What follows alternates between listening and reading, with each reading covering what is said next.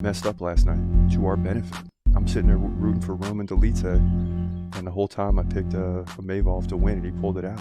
So we're actually 3-0 on the year. Unbelievable. I mean, I woke up to a good thing today. We really thought it was doomsday last night. Thought we were 5-7-1. Instead, we're 6-6. And let's just get right to it. I mean, this is what it looked like last night. We get the final 3 to move to 6-6, and Imavov wins. We're 3-0 in the main event, and a dismal 20-15 overall. But we'll pick up the pace there. Bottom line is, at least we've been 6-6 the last 2 weeks, so not great. Some tough fights to predict, but that's the way it turned out last night, and we'll take it. I mean, we will absolutely take this one. Thank goodness I was wrong. So again, last night in the watch party, I'm rooting for Roman the whole fight.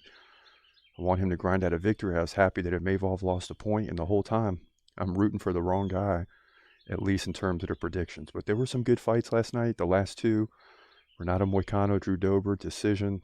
Imavov, Dolidze, decision. But there were some good finishes. Let's get into the first one. Randy Brown versus Muslim Salikhov. And whenever Salikhov loads up, oh, big right by Brown.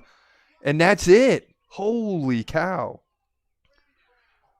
Salikhov went right down, and Randy Brown just kind of couldn't believe it. It took him like 2 or 3 seconds before he went in and threw another. But Salikhov just went right down on the big right hand. I got to see this replay because it was a huge delayed reaction by Randy Brown. I mean, huge delayed reaction. And that's what I'm talking about. That's what I wanted to see.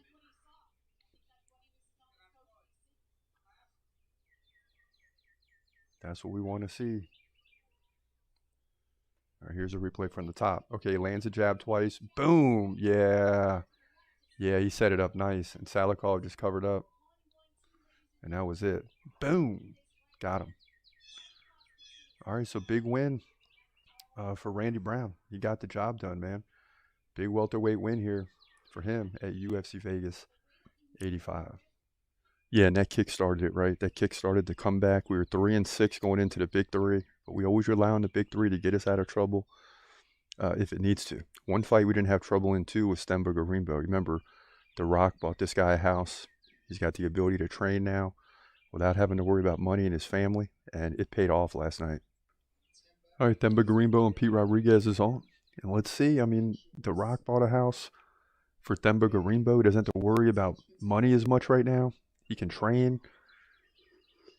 And this is the first time we've seen him in a while. He lands it right early. Pete Rodriguez, short guy with power who can present problems.